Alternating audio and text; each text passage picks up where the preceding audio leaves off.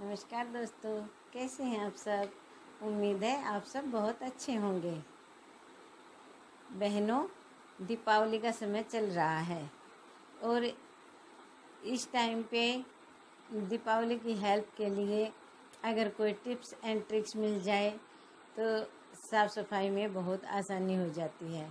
और अगर साफ़ सफाई टाइम से और अच्छे से होगी तो उतनी ही ज़्यादा हम इस त्यौहार को सेलिब्रेट कर पाएंगे। और दीपावली का त्यौहार तो इतना बड़ा त्यौहार है, साल में एक बार ही आता है और इतनी खुशियाँ लेकर आता है। अगर हमें दीपावली की खुशियों को बढ़ाना है तो हमें टिप्स एंड ट्रिक्स के साथ काम करने पड़ेंगे। और दीपावली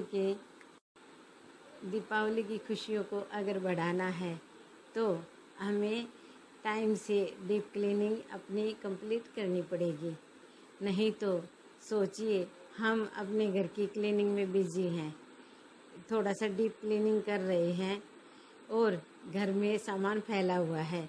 ऐसे में अगर कोई रिलेटिव्स या फिर कोई अड़ोस पड़ोस से आ जाए तो कैसा लगेगा।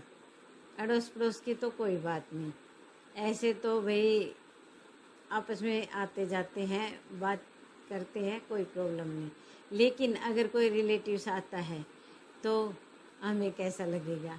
इसलिए शर्मिंदा होने के बजाय अपनी क्लीनिंग टाइम से कंप्लीट कीजिए। और छोटे मोटे टिप्स एंड ट्रिक्स के साथ अगर हम काम कंप्लीट करेंगे तो बहुत ही अच्छे से कंप्लीट हो जाएंगे और हमें भी बहुत सुकून होगा। दीपावली की सफाई होने के बाद तो चैन की सांस मिलती है, हमें भी और घर वालों को भी। तो अपने काम सुबह से ही स्टार्ट कर लीजिए।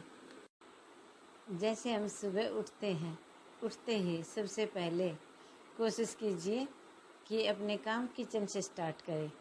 किचन में पहले ही सोच लीजिए कि क्या बनाना है, और सिर्फ सुबह के लिए नहीं, शाम तक का सोच के और उस हिसाब से ही अपना खाना बना लीजिए। अगर बाहर से मंगवा सकते हैं तो कोई प्रॉब्लम है ही नहीं, फिर तो सुबह का खाना बनाओ और अपना काम स्टार्ट कर दो। लेकिन कई घरों में बड़े बुजुर्ग या फिर कोई भी ऐसे बाहर का खाने के शौकीन ना हो तो उस लेडीज़ को तो प्रॉब्लम हो ही जाती है। तो सुबह से लेके शाम तक का अपना ऐसा कीजिए, जैसे सब्जी बनाई एक्स्ट्रा बना लीजिए। और जैसे चपाती बनाते हैं तो आटा एक्स्ट्रा लगा के रखिए, और जितनी ज़रूरत है चपाती उतनी बनाइए, बाकी एक्स्ट्रा आटे को फ्रीज में रख लीजिए। और अपने खाने पीने का सुबह सुबह कंप्लीट कीजिए।